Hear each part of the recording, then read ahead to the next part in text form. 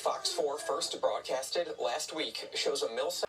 Breaking news tonight surrounding an investigation into student mistreatment at a Parker County Elementary School. 3 educators have now been arrested. The investigation stems from this video showing a teacher and teacher's aide taunting and mistreating a 10-year-old boy inside a classroom. The investigation revealed an alleged pattern of abuse against multiple special needs children. And the fallout from this case just netted a 3rd arrest late tonight. Fox 4's David Santandri live at the Parker County Sheriff's Office with the breaking details. David. Yeah, Clarice, we can now confirm that the Millsap ISD superintendent has also been charged for her alleged role in this ongoing investigation about these child abuse, again, allegations that we've been reporting on for just over a week now. It was at 9 o'clock just an hour ago. We reported that the 2 educators charged related to the child abuse educations we've been reporting on were arrested today.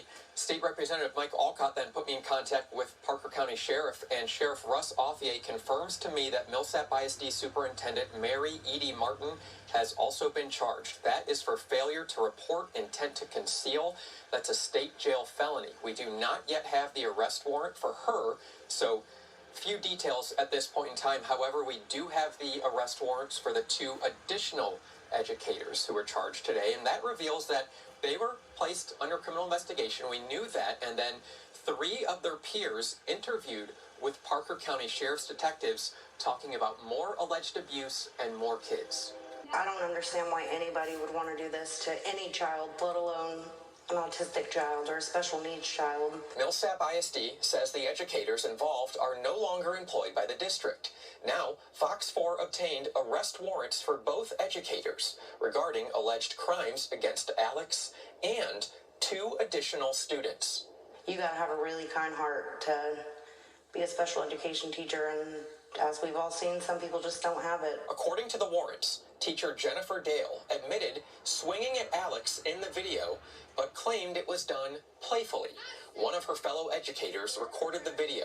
That educator and 2 others gave investigators sworn statements of ongoing alleged abuse. Dale is charged with official oppression for intentionally subjecting 3 known child victims to mocking, mistreating, and tormenting.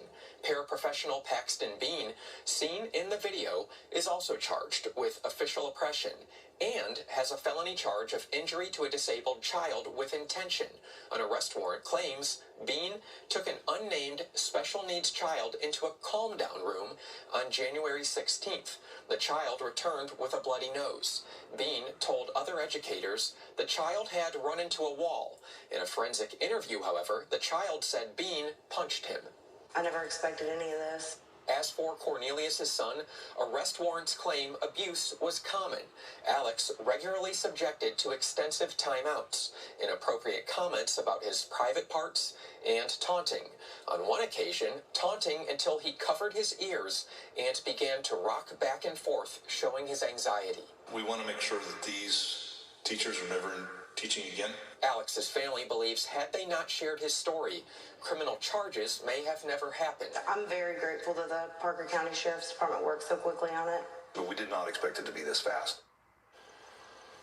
So where do we go from here? Obviously, this criminal investigation is ongoing. There's a court process that needs to play out. But in the meantime, there is a special called Board of Education meeting tomorrow with Millsap ISD at 8:30 in the morning. This has been in the works for several days, so even before these criminal charges were made.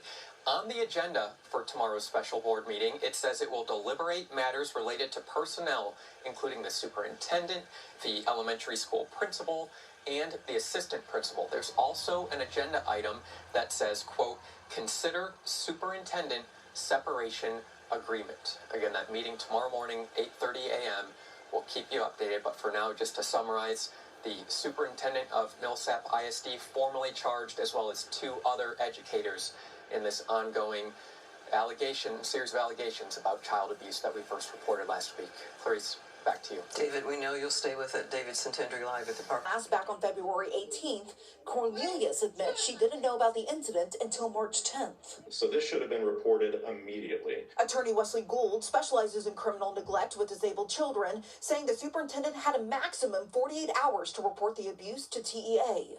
The family should have been notified, and there seems to have been a wholesale miscarriage of justice, and I just feel so terrible for this family and this poor little boy. There's a school board meeting scheduled Friday morning, and on that agenda, the board is considering a separation agreement with Superintendent Martin. The district also says the principal and assistant principal of the elementary school are both on administrative leave. Millsap ISD employees, including Superintendent Edie Martin, charged with failure to report with intent to conceal. Prosecutors say she knew about this video of alleged misconduct by two special needs educators against 10-year-old Alex, who is nonverbal. Jamie Riggs told us why she made the secret video before leaving the district. I knew that I needed to say something about the events that the stuff that was going on in the classroom, but without proof, nothing would have been done. Special education teacher Jennifer Dale is charged with official oppression. The other woman in the video is teacher assistant Paxton Bean, also facing official oppression along with injury to a child with intentional bodily injury. Alex is Mark Allen's grandson. We finally received word. Who also wants accountability. We're hoping the board's going to do the right thing, but if they don't, then we'll have to have a turnover in the board. State school board member Brendan Hall spoke at the meeting.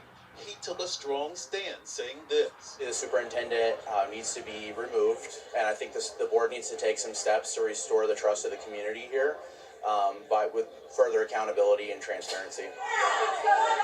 When the school board returned from executive session revealing they must schedule another meeting to vote on the superintendent's future, the meeting exploded with parents angry about their decision. What's wrong with y'all? Eventually, cooler heads prevailed, with parents promising to pack the next meeting with even more people demanding changes. In Millsap, I'm Scoop Jefferson.